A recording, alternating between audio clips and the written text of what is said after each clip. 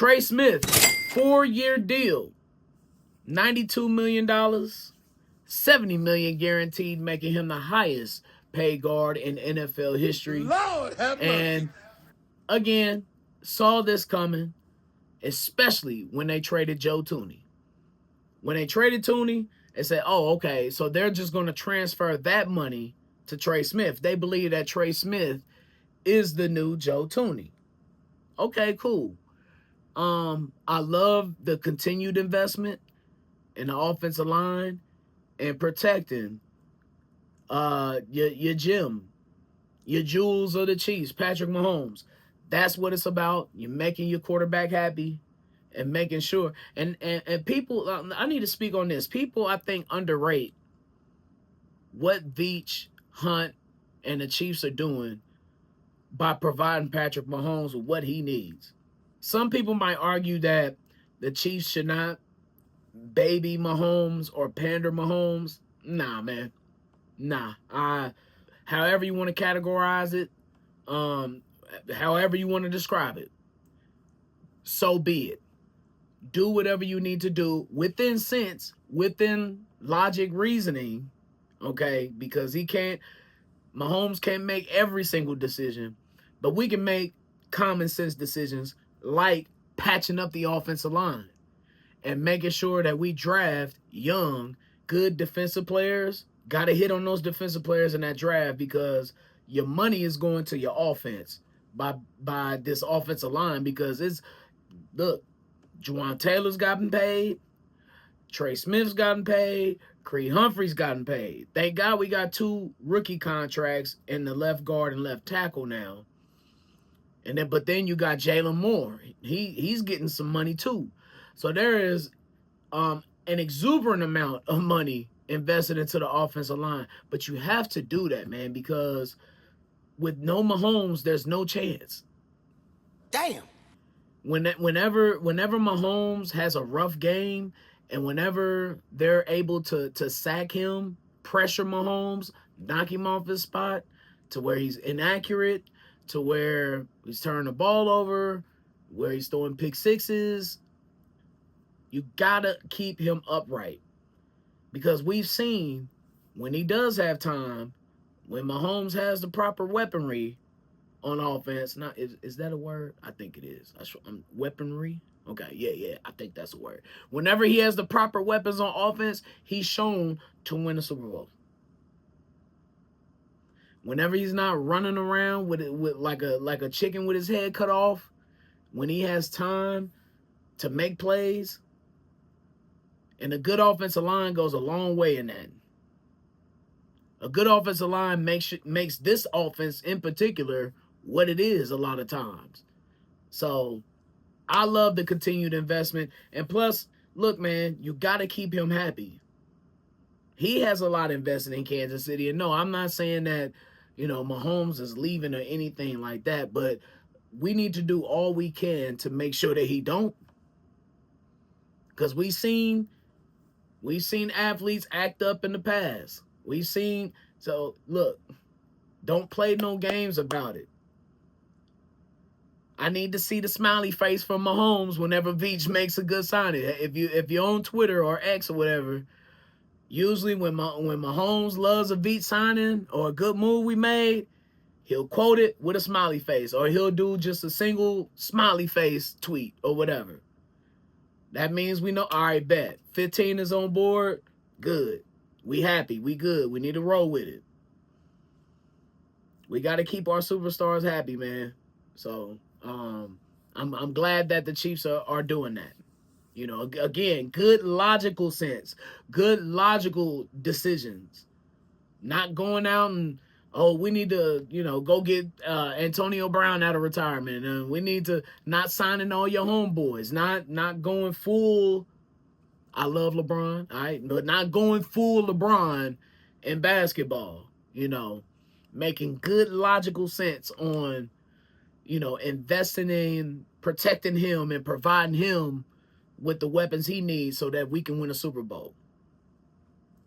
So, but with all of that money in the O-line, who suffers? This is where, again, you got to put your trust in Veach with having good young defensive players, with having good young skill set guys, like drafting Isaiah Pacheco in the 7th round, like getting Rashee Rice in the 2nd round, like, having a stalwart like Travis Kelce. You got to hit on those draft picks. Got to. Like getting Hollywood Brown on a 1-year deal again. So, that's where you got to trim the fat at, because unfortunately, somebody got to suffer when you have so much money tied up in your offensive line. And I'm okay with it. But you got to hit on those draft picks. Who else suffers? The cornerback. The Chiefs have struck gold on so many rookies and so many young players in the draft. The draft is really the lifeblood of not only the Chiefs but the NFL. If you do it right, you're gonna be living good. If you do it wrong, you're gonna be the Giants. Hell no! Or the Titans. Close your eyes and pick a bad team, the Panthers. George Karlaftis didn't get the short end of the stick. Pause. That's for sure, as he signs a 4-year deal worth $93 million. That includes $62 million guaranteed. Love that for him. But initially, I'm going to be honest with you, not a fan of the signing. If I had I'm not like, oh no, let's fire everybody. No, I'm not like tripping like that. But I'm like, if I had a thumbs up or thumbs down, it would be like 1 thumb down. Not 2 thumbs down, but 1. I just hope that this is one of those deals where the cap explodes, and I think it will, because of all the TV deals, and they're talking about opting out of a TV deal. Basically, the NFL is going to get way more money again, outside of their current deal that they have. So they're going to opt out and get like even more than the billions and billions of dollars that they're already getting. So that means the cap is going to get higher and higher. And that means that, okay, fine, you sign players at what may be a high price tag now in 2025, but when 2027 comes or 2028 comes, it'll be looked at as a hell of a deal for the Chiefs, because the cap number is going to go that much higher. So that's why I say that I hope this is one of those deals that we look back and be like, oh, okay, yeah, that's a fair deal. That's a good deal for the Chiefs. Because right now, as it stands, if the cap were to just stay as it stands right now, whatever, I'd be like, nah.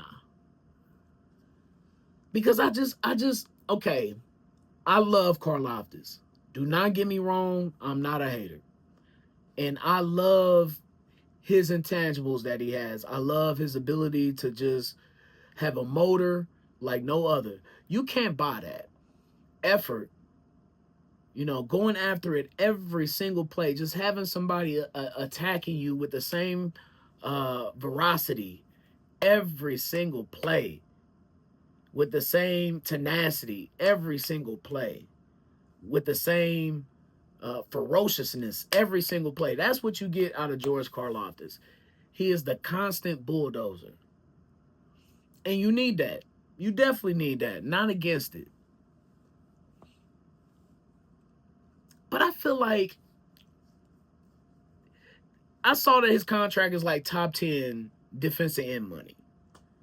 And if I'm paying that price tag for something, damn it, I want more than 24.5 sacks in 3 years. Come on now, dog. That's all I'm saying. Come on, man. Okay, great against the run, got a good motor, great attitude. Love him on the team. I love Karlaftis. Ooh, and he did. I'll say this too. He did have that 3-sack performance against the Texans in the playoffs last year in the divisional round. He did. So, man, he earned it. I'm happy for him. I'm glad. But 6 sacks his rookie year, 10.5 the second year, 8 last year. I guess I just want a little bang for my buck. just a little bit more, man. That's all I'm saying with George Karlaftis. So, happy that he's on the team though. I wish he'd get a new number though. I wish he'd get a number in the 90s so a linebacker can get that 56. And I think what I'm thinking is going to be true though. Like the cap is going to get so big that I'm gonna be like, oh, okay, yeah, Karlaftis is on a real cool deal. We'll look at it as kind of like low key a team friendly deal for the Chiefs if the cap goes where I think it goes. So big love to Karlaftis. Now McDuffie, next in line. He's next. He on deck. What you mean? He on deck for that upper room. Upper room of pay. We on deck. That you like baseball? We on deck. On deck for what? For what? That upper room. The upper room with Jesus. But the Chiefs got to get that done, though. McDuffie is too important and too valuable to this team. And who knows? Hell, I'm recording this Sunday night. The McDuffie contract might be done by the time this pod drops.